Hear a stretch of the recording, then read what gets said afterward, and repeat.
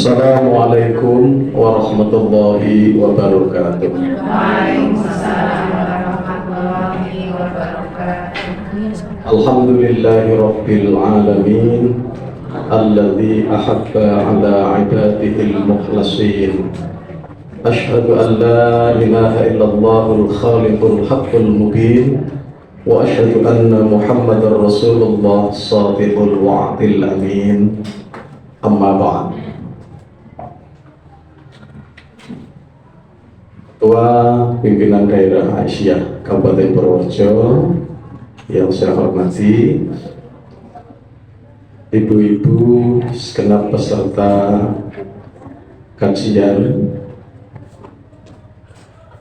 yang saya hormati, yang pertama kita bersyukur kehadirat Allah Subhanahu wa Ta'ala. Alhamdulillah pada siang hari ini kita dikaruniai kesehatan dan kesempatan sehingga sekalipun udaranya sangat panas, kita tetap semangat untuk hadir bersama-sama bersilaturahim sekaligus mengikuti kajian yang secara rutin dilaksanakan oleh pimpinan daerah Aisyah. Saya diberi satu tema, etika menjadi pemimpin. Ya, jadi belum lama ini beliau Bu Rosida menyampaikan satu tema, etika menjadi pemimpin. Ibu bapak sekalian, jadi setidaknya ada 3 kata yang memiliki maksud sama, yaitu untuk menentukan baik buruknya perbuatan atau perilaku manusia. Saya mengutip pendapat dari Ustadz Zunahar Ilyas. Yang pertama ada etika, yang kedua ada moral, yang ketiga adalah akhlak. Kalau judul kita kali ini etika menjadi pemimpin, ya sesungguhnya ini sifatnya umum. Tapi kalau kita menggunakan akhlak menjadi pemimpin, ini agak sedikit berbeda. Mengapa?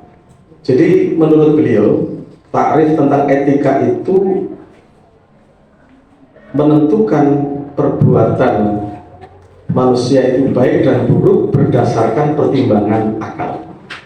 Itulah etika. Moral menilai baik buruk perilaku seseorang berdasarkan adat kebiasaan yang umum terjadi di masyarakat. Itu moral. Nah, akhlak itu sama-sama juga untuk menentukan ini baik atau buruk, tetapi standarnya berbeda. Kalau yang etika itu standarnya adalah akal, pikiran, moral standarnya kebiasaan yang umum terjadi di masyarakat. Kalau akhlak itu standarnya Al-Quran dan As-Sunnah. Jadi kita tidak ragu apa yang disampaikan Allah di dalam Al-Quran atau Rasulullah melalui Al-Hadis, bahwa sesuatu itu baik pasti baik, sesuatu itu buruk pasti buruk. Maka saya sebetulnya lebih mengarah kepada akhlak menjadi pemimpin. Kalau etika masih kurang, etika menjadi pemimpin menurut Islam misalnya begitu. Sebab nanti bisa jadi saudara-saudara kita yang Nasrani punya tolak ukur sendiri, etika menjadi pemimpin menurut Injil. Bisa beda nanti standarnya. Baik, apa yang saya aturkan ke ibu-ibu sekalian ini hanya sebagian kecil dari lembaran pedoman hidup Islami warga Muhammadiyah. Memang nanti seharusnya kita ini lebih banyak membaca tentang pedoman hidup Islami warga Muhammadiyah. Ini dokumen yang telah dibahas di tingkat muktamar sampai pun musywil sampai pun musda. Tapi kadang-kadang selesai perhelatan itu tidak kita baca, sehingga masih banyak yang belum tahu. Misalnya tanya, bagaimana sih mengelola amal usaha menurut Muhammadiyah? Ada di sini. Ini pedoman hidup bagi pribadi, keluarga, bermasyarakat, berorganisasi, berbisnis, mengembangkan karir, bagaimana berseni budaya, itu sudah ada. Kalau ada yang tanya warga Muhammadiyah, musik itu hukumnya haram apa enggak sih? Berarti tidak pernah baca, karena itu sudah ada. Bagaimana Muhammadiyah menyikapi seni? Seni yang seperti apa yang dibolehkan? Nah, itu sudah ada. Jadi ini hanya salah satu dari dokumen pedoman hidup Islami warga Muhammadiyah. Tetapi nanti bisa kita baca di bagian akhir kalau waktunya masih cukup. Saya justru ingin mencoba membahas tentang bagaimana sih sesungguhnya pemimpin yang baik menurut Islam itu. Jadi kan etika menjadi pemimpin. Jadi pemimpin yang baik menurut Islam itu yang seperti apa? Kalau mau dipersempit ya menurut Muhammadiyah. Ibu-ibu sekalian, yang pertama boleh nanti kita baca, kita kaji apa yang termaktub di dalam surah Al-Baqarah ayat 124. Ya. Sebab di situ ada masalah yang disampaikan Allah tentang kepemimpinan.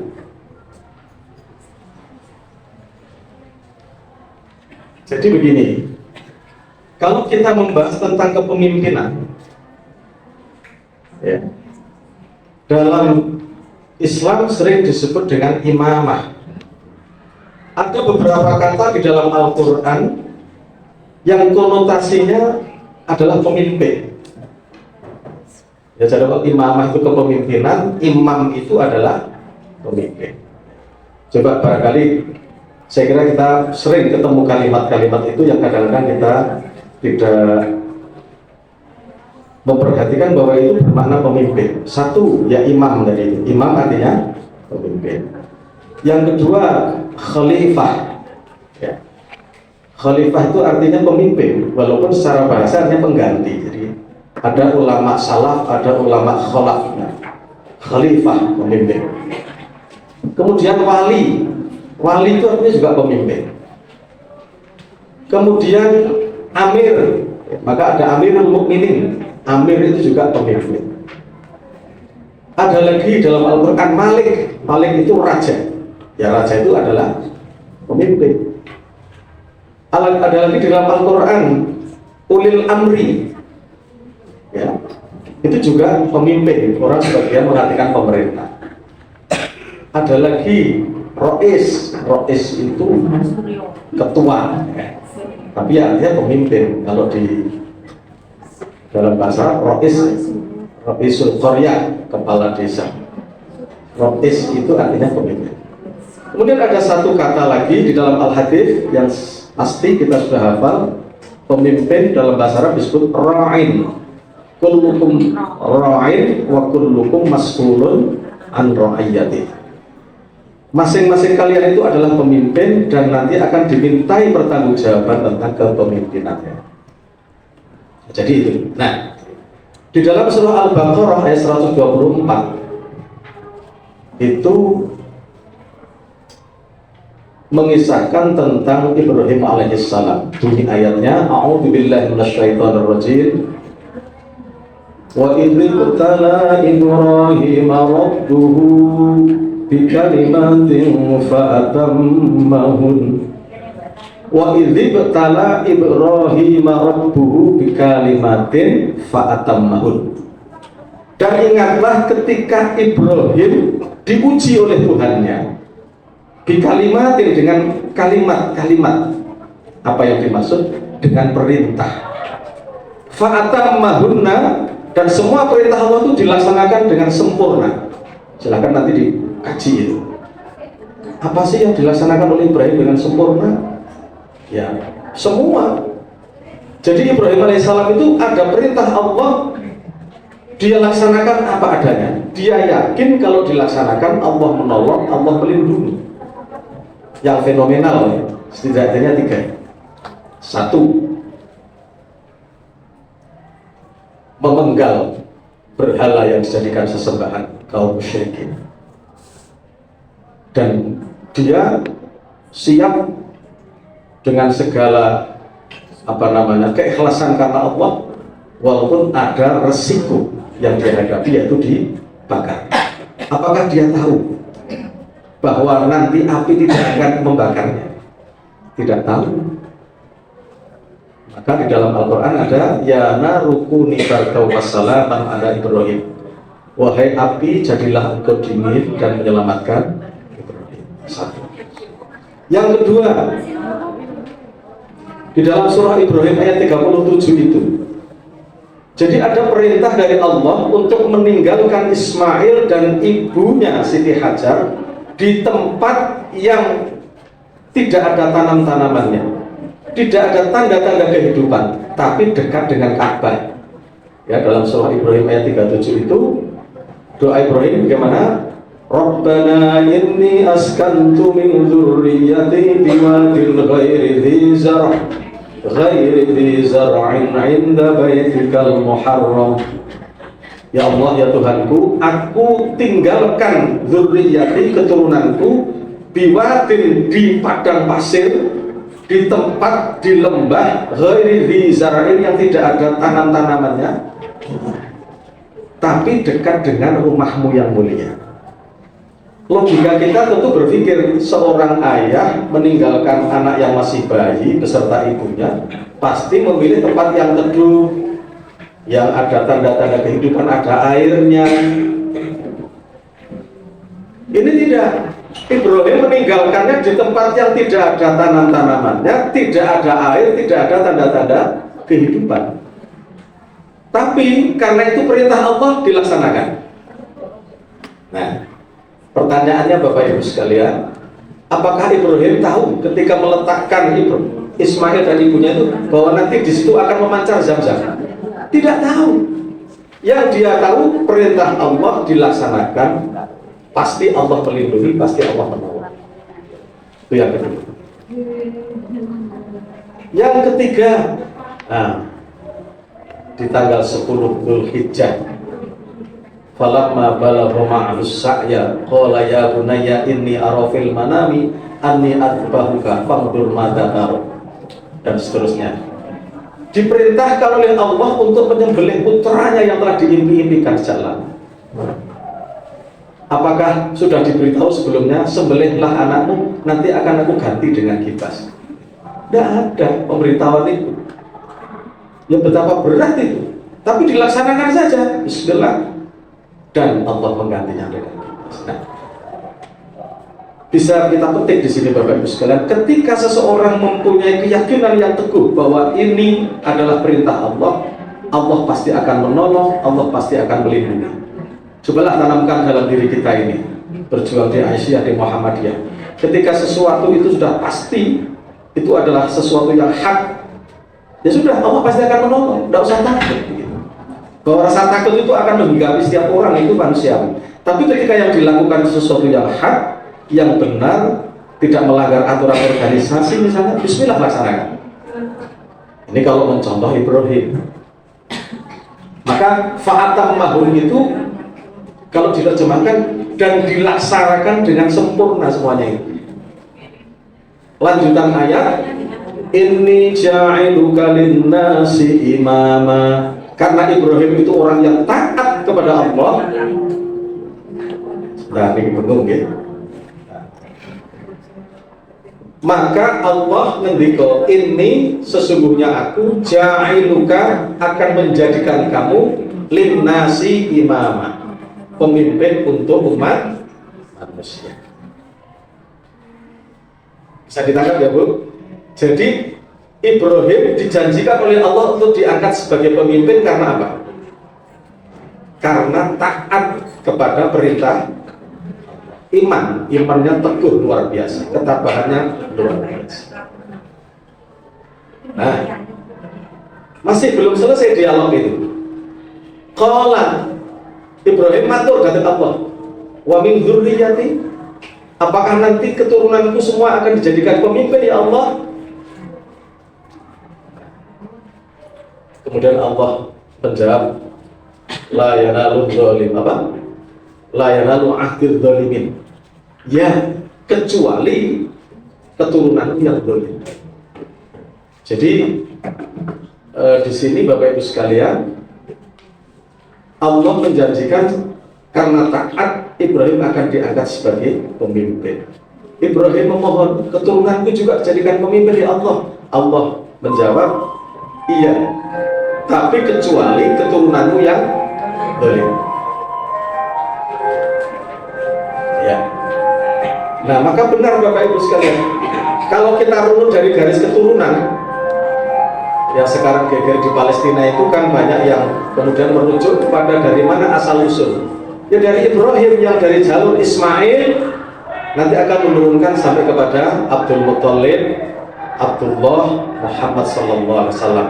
Yang dari Ishaq, Yakub, Yusuf, Su'aib, Musa, Harun, Zulkifli, Ilyas, Ilyasa, Dawud, Sulaiman, Yunus, Zakaria, Yahya, Isa. Itu yang di Palestina.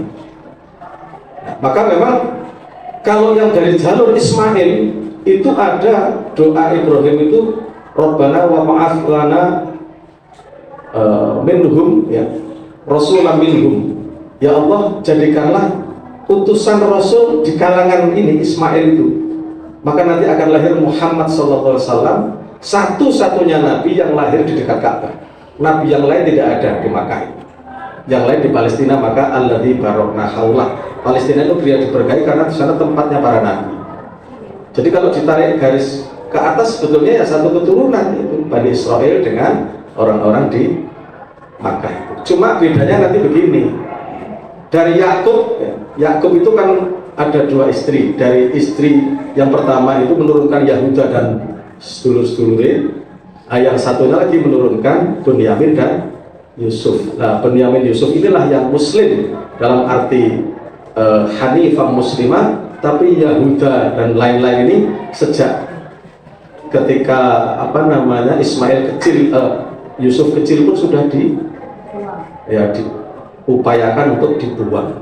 Jadi kejahatannya sudah nampak dari situ. Itulah yang menurunkan nanti Bani Israel. Ya, itu. Nah, mengapa saya angkat ini? Karena kalau dari garis keturunan Ismail itu nanti ada juga di situ Abul Uzza. Ibu tahu Abul Uzza itu siapa? Nama lain dari Abu Lahab. Jadi gini, Abdul Muthalib, ya nun sewu, jangan aneh ya, budaya di sana itu memang istrinya tidak ada satu. Dari ibu turunlah nanti Hamzah, turunlah Abdullah, kemudian menurunkan Muhammad. Nah, Abul Uzza itu dari ibu yang lain. Itu juga anaknya Abdul Muthalib. Dan itu terkenal. Jadi di Al-Quran itu Bapak Ibu sekalian, ada nama-nama terkenal, baik terkenal karena jahatnya maupun terkenal karena baiknya. Jadi nek kepingin terkenal itu ya dadi wong sing apik. Nek apik tenan. Nek terkenal kok nek jahat ya jahat sing tenan terkenal. Kepingin terkenal elek. Lu kan kan ya Abu Lahab sampai nama surah Fir'aun. Tapi yang bukan nabi tapi orang baik ya banyak juga, Imran, kan, Luqman, Al-Hakim, walaupun ada yang mengatakan itu termasuk keturunan Ismail. Maka ketika Ibrahim wa min dzurriyyati, apakah keturunan saya juga jadi imam?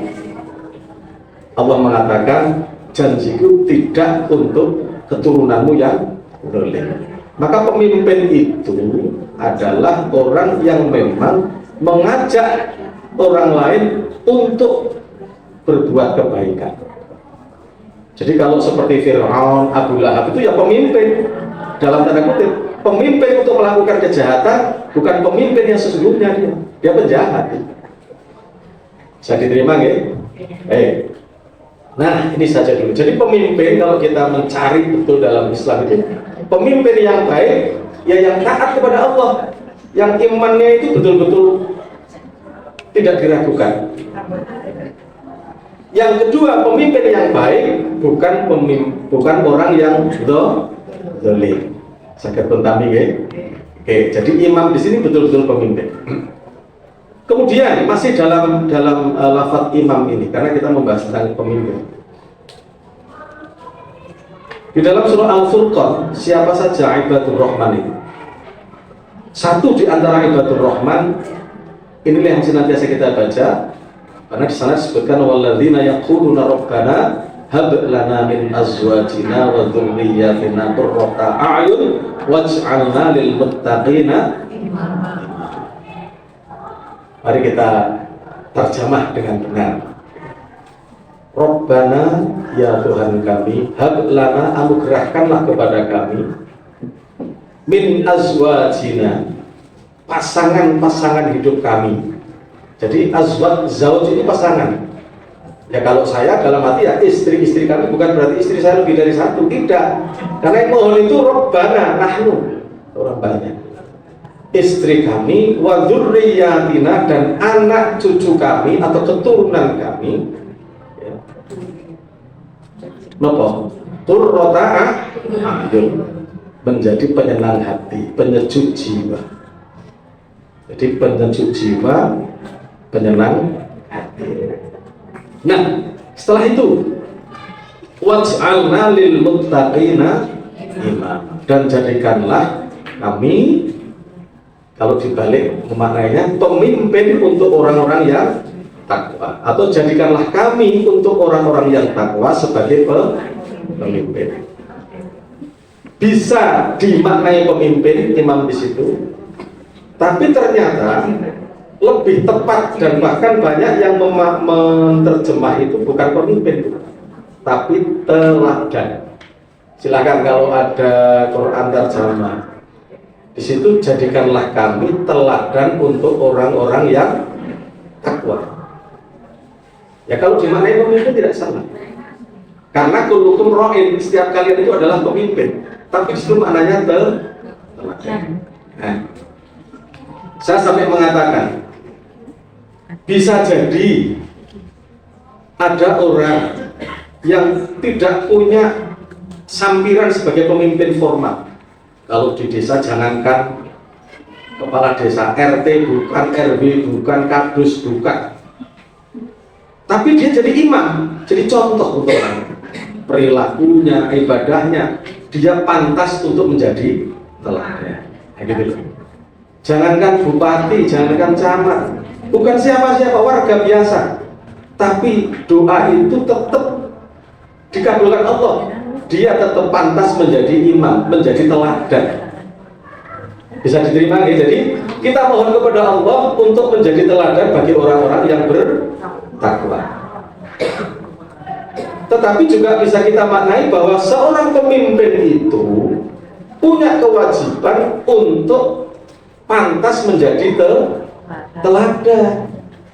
Banyak pemimpin formal tapi malah tidak pantas, perilakunya tidak bisa diteladani. Apa betul?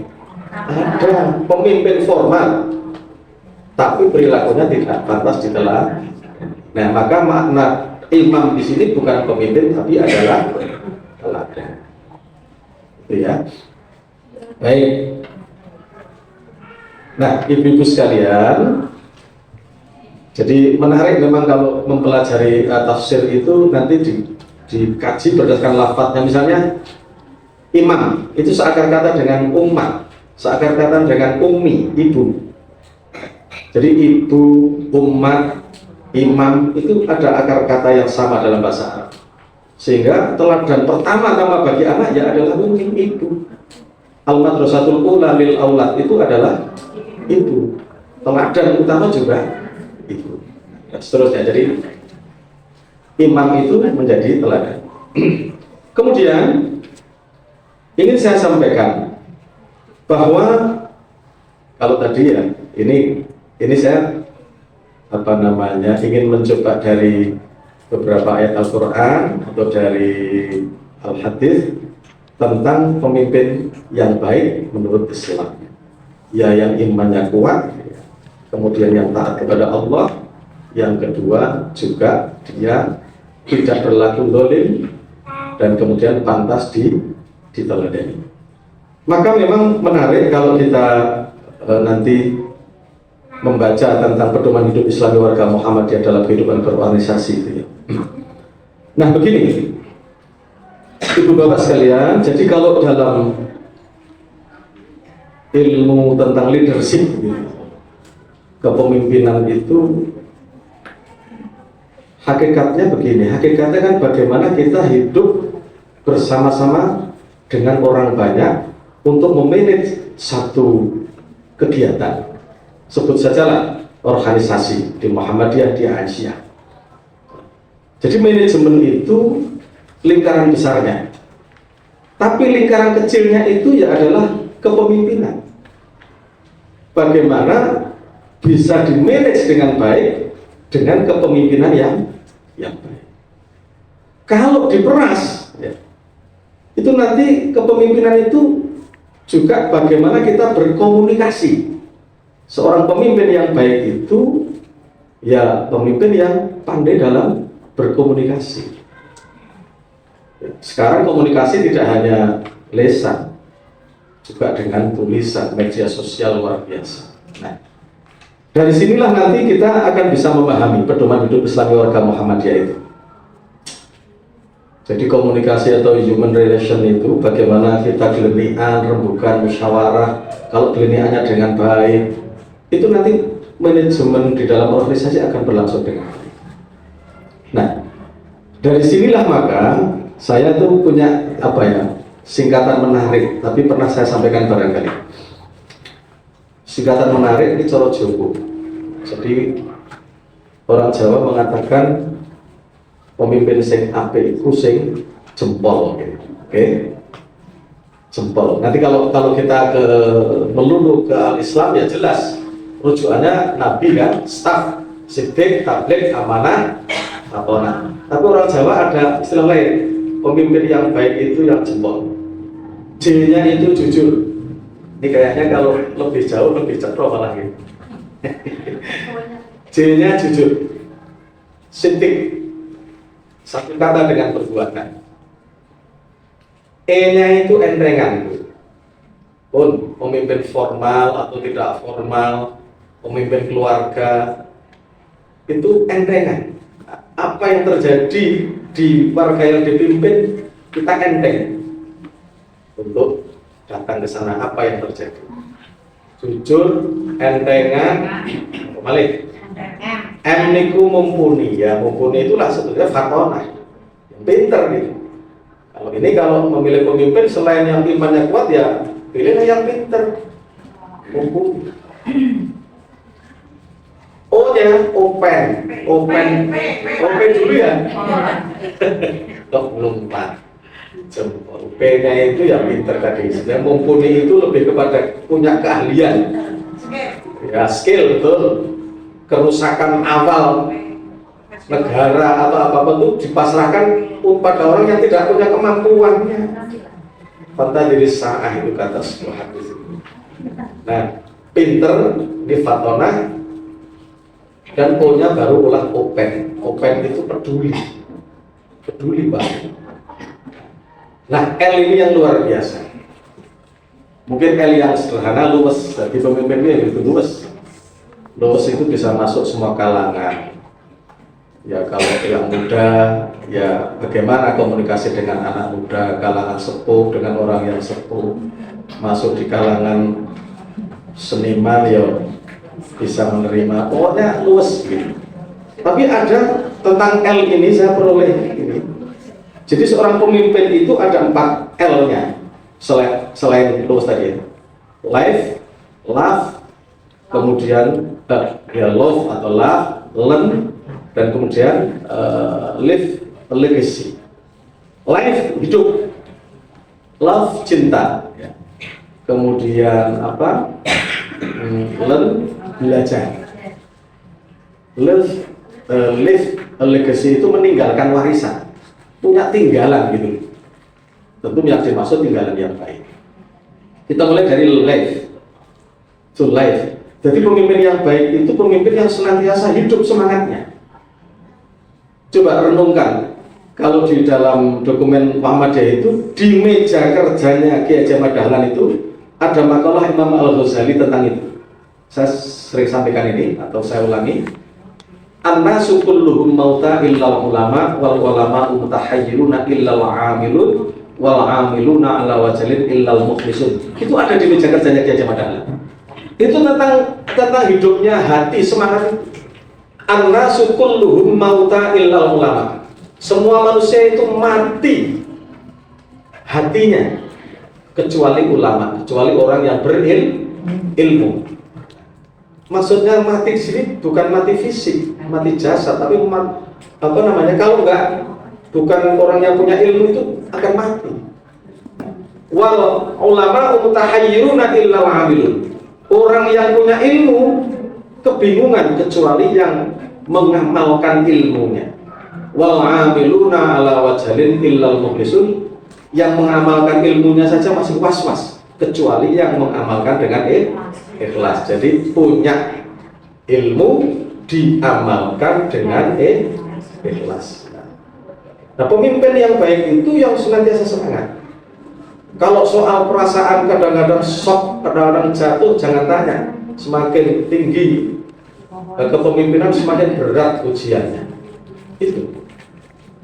Jadi ini biasanya bisa dilatih ya. Jadi leadership itu, pemimpin itu tidak dilahirkan tapi kadang-kadang dicetak. Atau kalau jalan tengah, kadang-kadang ya ada bapaknya pemimpin, wah anaknya punya jiwa kepemimpinan, nitis, nah putranya belum tentu juga. Ya. Artinya kepemimpinan yang baik itu bisa dipelajari dengan langsung praktek pengalaman. Orang bawa putranya pemimpin tapi nggak pernah dia langsung terjun, nggak punya pengalaman empirik dalam kepemimpinan, nanti menghadapi masalah langsung jeglek patah arah. Jadi semakin sering kita menghadapi berbagai problem itu, ya dua kemungkinan. Kemungkinan pertama semakin kita kuat, tapi kalau nggak kuat ya malah kemudian putus asa. Ya ini tidak boleh dalam Islam. Pemimpin itu ujiannya berat, maka harus senantiasa hidup semangatnya. Itu yang nanti akan menular ke anak buah. Kalau pemimpinnya itu menghadapi masalah terus lemper, waduh habis, anak buahnya ikut lemper. Contoh utama ya Nabi Zu Sabatin. Nabi itu luar biasa, namanya juga panutan kita ya. Beliau ini ditawari apapun tidak mau. Ala an atruka hadatin la ya'ami. Hatta ayadharullahu amran kana maf'ula. Hatta ahli kafihi, sampai saya hancur dalam perjuangan saya.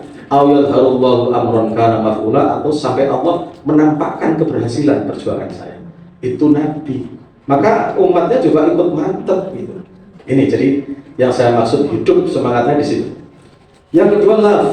Ya, orang Jawa punya istilah agulu bengawan awatang segoro. Jadi pemimpin itu ya memang harus penuh cinta kepada yang dipimpin. Kadang-kadang namanya pemimpin akan menemukan orang-orang yang dipimpin itu mboten ming nganyel ke, mboten ming jengkel ke. Boleh mungkin. Lho saniki pemimpin keluarga mawon nggih, pimpin anak, istri, suami ini bukan itu sabar, ya kudu penuh dengan cinta. Dan apa yang datang dari cinta akan berbalik menjadi cinta, insyaallah.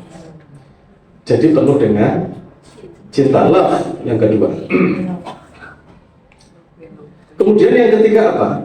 Learn, senantiasa belajar. Tadi sudah saya sampaikan bahwa kadang-kadang terkait dengan pengalaman kepemimpinan itu tidak cukup hanya dipelajari secara teori, langsung praktek untuk memimpin. Mari kita itu punya kepedulian untuk mencoba anak-anak kita ya, menjadi pemimpin dari yang sederhana sampai nanti dia akan jadi pemimpin. Kemudian yang keempat ya, leave a legacy, meninggalkan warisan begitu ya, meninggalkan tinggalan yang baik. Nah, ini kalau warisan itu kan bukan hanya materi Bapak Ibu sekalian. Ya kalau ngumpul dengan orang-orang yang sudah 60 ke atas itu kan kadang-kadang berpikir itu ya, aku wis suwidak, wis sejatine wis wayahe tindak, maksudnya wis wayahe kudu arep kondur ngasane Allah. Yuk mulai berpikir tentang apa yang bisa saya wariskan. Ibu-ibu juga yang sepuh-sepuh nih ya sudah belum ya depan-depan nih semua. Sepuh niku biasanya kalau nek ngumpul sing diomongke mangke nggih loro, obat, putu, nah, termasuk apa yang saya wariskan biasanya. Ya jadi saya kalau sambung dengan Pak Sartu, Mbak Puji, saya sebut Mbak Hamid, sudah kayak putu. Pak Hamid jawab, jangan cerita harta di depan orang miskin. Oh, cerita putu kalau sing durung-durung putu. Enggak apa-apa, kan guyon. Tapi memang luar biasa.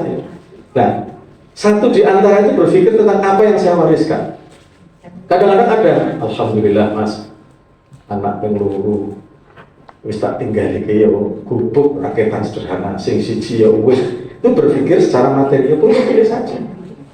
Tapi pemimpin yang besar, pemimpin apa itu berpikir warisan bukan hanya untuk kepentingan pribadi. Apa yang bisa saya wariskan untuk warga masyarakat, untuk bangsa bahkan. Itu begitu. Dan kalau kita berpikir warisan sekali lagi bukan hanya harta Bapak Ibu. Contoh misalnya, yang bukan harta ya. Kita bisa punya tahun Hijriah misalnya. Jadi dulu itu kan tahun yang hanya Masehi ya.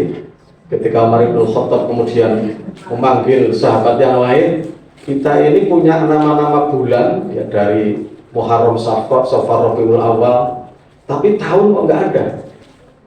Maka kemudian disepakati akan dimulai kapan? Tahun Islam. Yang satu kelahiran Nabi, yang satu kematian Nabi, yang ketiga, satu lagi sejak Nabi menerima wahyu. Yang disepakati usulnya Ali bin Abi Thalib sejak Nabi hijrah. Sejak itu kita punya tahun. Ini kan monumental, itu warisan itu. Misalnya begitu. Kiai Ahmad Dahlan sering diperbandingkan dengan para ulama yang lain. Kalau Imam Al-Ghazali punya Ihya Ulumuddin, kiai-kiai ini punya kitab ini, Kiai Ahmad Dahlan mana kitab warisannya? Ya. Ada memang beberapa literatur tulisan-tulisan beliau, tetapi tidak berupa kitab-kitab sebagaimana yang kita kenal itu. Tetapi warisan beliau sungguh luar biasa, yaitu bagaimana Islam itu, teks Islam itu, nas Islam itu tidak cukup hanya dihafalkan dan dipahami, tapi diamalkan. Maka amal usaha ini hakikatnya adalah bagaimana mengimplementasikan tentang nas-nas Al-Quran dan As-Sunnah itu. Jadi kalau kita sebut warisan Kiai Ahmad Dahlan ya sungguh luar biasa. Memang tidak berupa kitab-kitab, tidak berupa benda-benda yang diwariskan itu. Ini. Jadi kita berpikir juga untuk meninggalkan warisan yang baik. Ada dalam surah Yasin itu ayat 12 gimana? Inna nahnu nuhyil mauta wa naktubu ma qaddamu wa atharuhum. Sesungguhnya kami bisa akan menghidupkan orang yang sudah mati dan mencatat apa yang telah kamu kerjakan dan wa'athar dan tinggalan-tinggalanmu itu. Jadi ketika kita sudah tidak ada, orang tetap mengenang kita ini tinggalannya. Itu loh. Nah kalau berbicara ini maka berbicara tentang umur. Tidak mesti umur yang panjang itu umur yang baik. Kiai Ahmad Dahlan itu yuswanipun pinter. Tulis itu. Betul sami pirsa nggih. 50 gangsal. 50 gangsal. Jenderal Sudirman itu yang hebat itu sedoke yuswa pinter, pirsa mboten. 34 betul Bu. Oh nom banget. Tetapi dikenal sepanjang masa. Imam Muslim itu karena juga sekitar 55. Jadi tidak sampai 60 bahkan. Tetapi tinggalannya itu sungguh fenomenal, luar biasa. Dan Kartini konon juga cuma 25. Jadi ini tercatat dalam sejarah. Baik. Nah, jadi nek dadi pemimpin, nggih monggo. Sekali lagi saya tidak mengatakan formal, kita semua adalah pemimpin. Yo sing luwes. ya tetap semangat apapun ujian yang kita terima. Tetap semangat, jangan kemudian padam semangat. Apalagi kalau di organisasi jelas tujuannya baik, ya, jangan patah harap. Kemudian penuh dengan cinta itu, penuh dengan cinta itu kepada orang yang mungkin membenci kita, ya tetaplah kita meletakkan cinta itu lebih dulu. Jangan apa, kan mestinya to love, bukan to hate. Kalau kita lihat sekarang ini ya di media massa itu, masya Allah, ya ungkapan-ungkapan kebencian secara vulgar. Saya kira itu bukan akhlak kita sebetulnya seperti itu, ya. Kemudian selalu belajar dan ingin meninggalkan apa yang baik. Nah, ibu-ibu sekalian yang saya hormati, ada lagi satu hal. Jadi ada sebuah ta'rif kalau istilah disebut, ya. Ini seorang ahli psikolog, Warren Bennis, itu mengatakan, jadi kepemimpinan yang baik itu kemampuan untuk menerjemahkan visi ke dalam realitas. Menerjemahkan visi ke dalam realitas. The capacity to translate vision into reality. Itu dalam bahasa Arab apa itu? Tarjamatul ru'yah ila haqiqah. Jadi ada visi kemudian diterjemahkan dengan baik. Yang payah itu kalau nggak punya visi dan nggak bisa menerjemahkannya. Nah, ini kok waktunya sudah tinggal 5 menit. Kita belum membahas tentang ini. Saya hanya akan bahas satu di sini, Pak. Jadi di dalam pedoman hidup Islami warga Muhammadiyah ini nanti bisa dibaca. Itu dokumen resmi yang mestinya kita jadikan sebagai acuan dalam hidup kita dalam berorganisasi. Tapi ada yang penting di sini.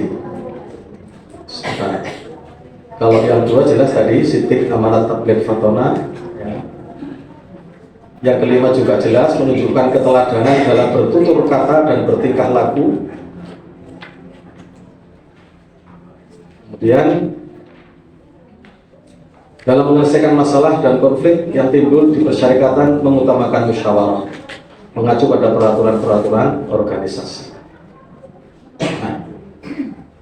Kemudian ini dalam hal komunikasi tadi itu, mohon maaf ini saya kira penting bagian akhir.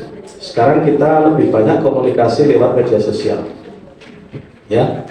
Bahwa kemudian ada hal-hal yang mungkin salah itu harus dipertimbangkan. Kita mengkoreksinya lebih baik langsung di media sosial, atau mungkin akan lebih bagus kalau langsung kepada personnya, tidak melalui media sosial. Nah, ya, monggo. Makanya dipertimbangkan. Ada hal-hal yang harus dipertimbangkan.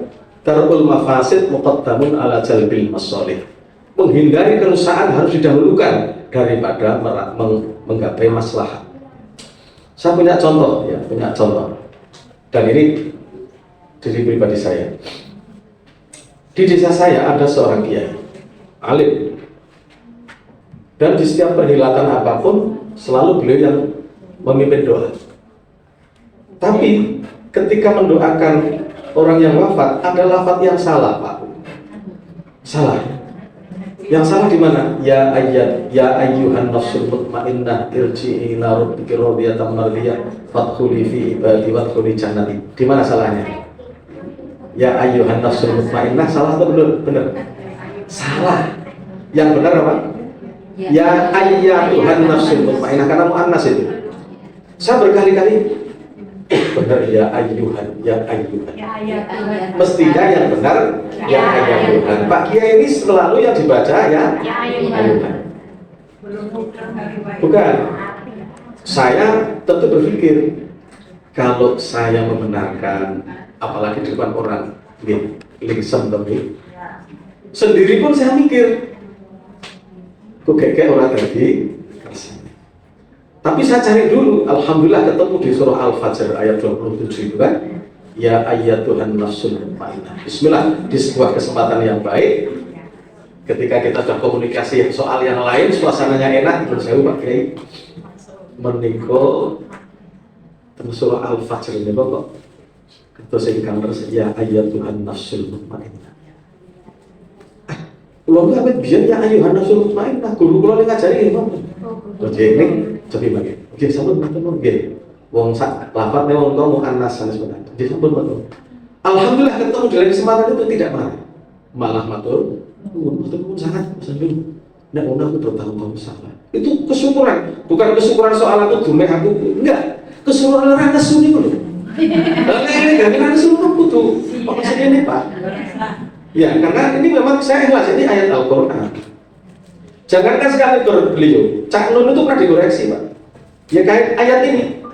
Cak Nun itu dalam sebuah tembang yang sudah viral karena sudah disebarkan itu kan, beliau, ya ayyatuhan nafsul mutmainnah irji'i ila rabbiki radiyatan mardiyah. Beliau, wadkhuli fi ibadi, mestinya fat, bukan wa tapi fa.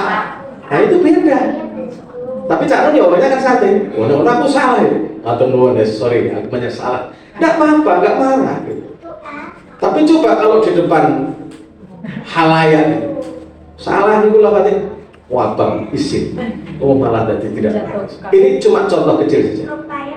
Nah, dari koreksi kadang-kadang juga perlu seni, Pak, untuk mengoreksi kesalahan. Satu huruf Al-Qur'an fa keliru wawu salah.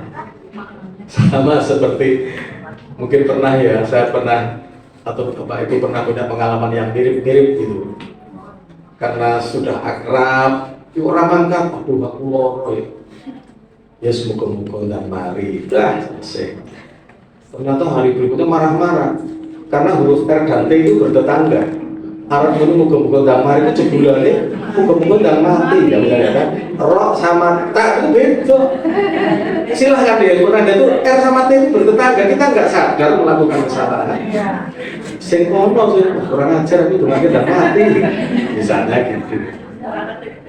Ada pengalaman lain? Betul, wallahi saya nggak bohong.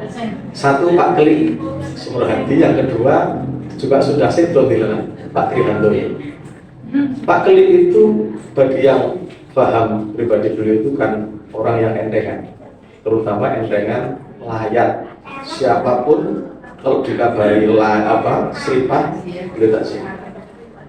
Nah, di kesempatan awal saya mendengarkan beliau membaca tarjih itu salah. Tarjih kalimat istirja itu inna lillahi wa inna ilahi rajiun. Mungkin kuping saya salah. Lagi saya tak inna lillahi wa inna ilahi rajiun. Salah. Tapi saya mikir juga, koreksi kok bupati. Tapi saya kenal baik karena dulu saya kepala desa, beliau kepala desa sebelum jadi bupati. Di sebuah kesempatan yang sudah nyaman, saya ambil kertas, mohon maaf Pak, tak tulis Latinnya itu, bagian ilahi itu tak bunderi. Jadi kan terus ilahi kepadanya. Nah, beliau ternyata nggak marah, Pak. Oh, aku udah mau cek ilahi ini. Nah, terakhir ketika di daerah Wonosri itu beliau minta nyambut itu aku digulai, cedek nyom.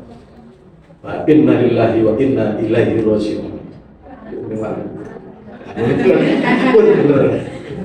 Loh, soalnya publik figur. Jadi ini jadi cara mengoreksi teman pemimpin di dalam sholat pun pakai tasbih, pakai tepuk tangan. Ya, kecuali kalau memang itu sangat urgent untuk kemudian langsung dikoreksi di situ, ya tidak masalah. Itu kan dengan pertimbangan-pertimbangan.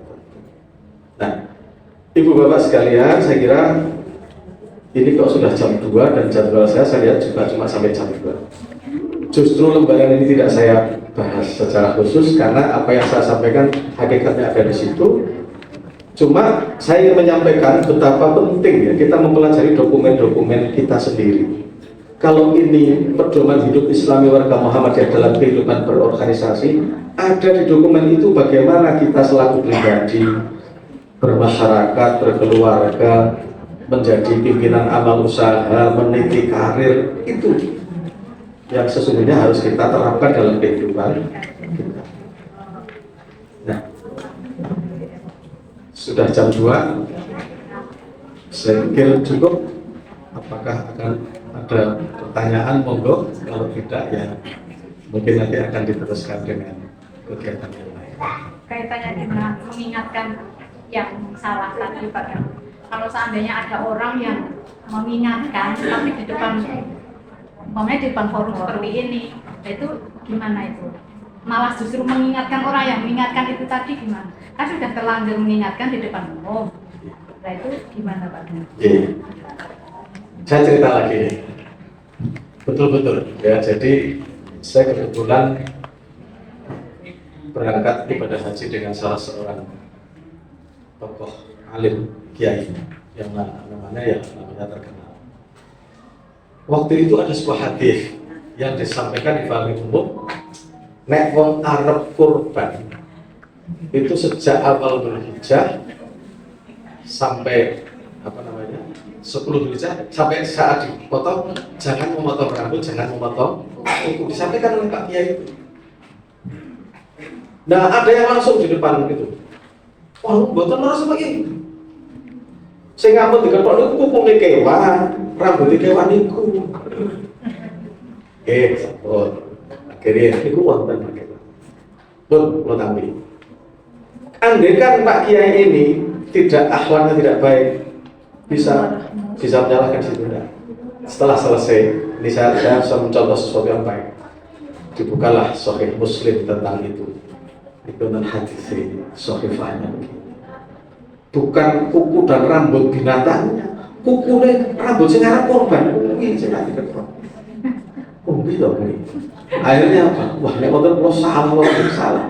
Dia dari kamar-kamar sing bener Pak Kiai, sebenarnya aku sing salah. Itu dia sendiri yang koreksi kalimatnya.